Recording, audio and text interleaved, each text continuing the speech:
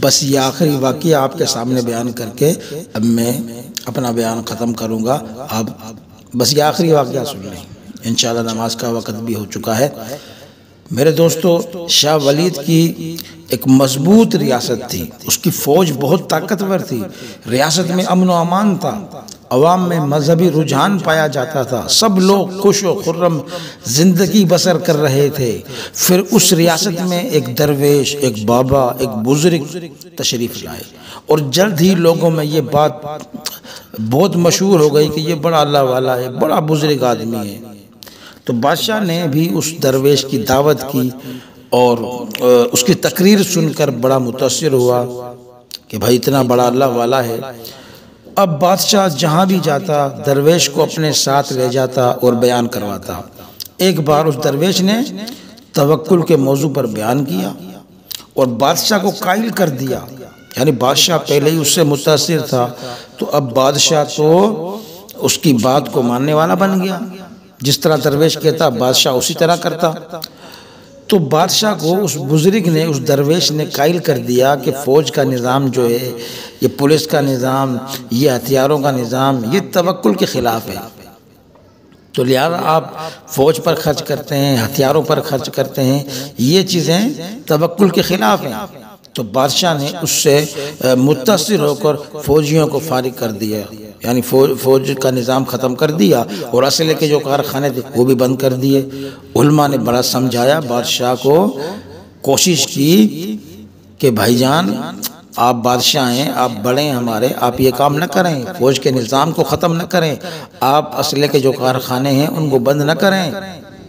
لیکن بادشاہ نے درویش کے مقابلے میں علماء کی ایک نہ سنی. اور جب پڑوسی ملک کو پتہ چلا کہ ریاست کی فوجی طاقت جو ہے وہ اب ختم ہو چکی ہے، تو اس نے فوراً حملے کا ارادہ کیا. جب شاہ ولید کو دشمن کے حملے کا علم ہوا تو اس نے اب اسی بابا کو، درویش کو، وہ بزرگ جو بیان کرتا تھا اور بادشاہ کے ساتھ جہاں جاتا وہاں پر بیان کرتا تھا، تو بادشاہ نے اسی درویش کو طلب کیا، بلایا اسے کہ اب کیا کرنا چاہیے. پڑوسی ملک نے حملہ کر دیا ہے، ہمارے دشمنوں نے حملہ کر دیا ہے، اب کیا کرنا چاہیے بابا. تو اس نے کہا آپ صرف دعا کریں، میں بھی دعا کر رہا ہوں.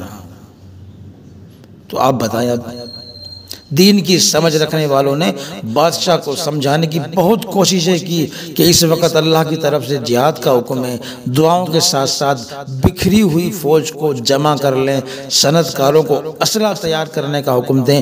لیکن بادشاہ پر درویش کا ایسا اثر تھا کہ اس نے علماء کی باتوں کو نظر انداز کر دیا. کچھ دنوں کے بعد ہمسایہ ملک جو دشمن ملک تھا، اس نے جو ہے اس کی ریاست پر حملہ کر دیا. اس کے مقابلے میں کوئی نہ آیا. دشمن نے ریاست پر قبضہ کر کے وہاں پر خون کی ندیاں بہا دی. حیرت انگیز طور پر دشمن نے اس درویش کی عزت کی. کیا کی؟ عزت کی. کس نے؟ دشمن نے، جس نے حملہ کیا اس کی ریاست پر. اس بزرگ کی عزت کی دشمن نے. اور جبکہ بادشاہ جو شاہ ولید تھا اس کو قید میں ڈال دیا. تب یہ راز کھلا کہ یہ جو درویش، یہ جو بزرگ، یہ جو اللہ والا تھا، یہ دشمن کا جاسوس تھا. قید میں جانے کے بعد شاہ ولید کو علماء کی باتیں یاد آئی کہ یہ دنیا دارالاسباب ہے، سبب اختیار کر کے اللہ پر توکل کرنا توکل کہلاتا ہے، نہ کہ سبب چھوڑ کر توکل کرے. تو توکل کی معنی یہ ہوئی کہ انسان دنیا کے اندر اسباب اختیار کر کے پھر اللہ کی ذات پر بھروسہ کرے.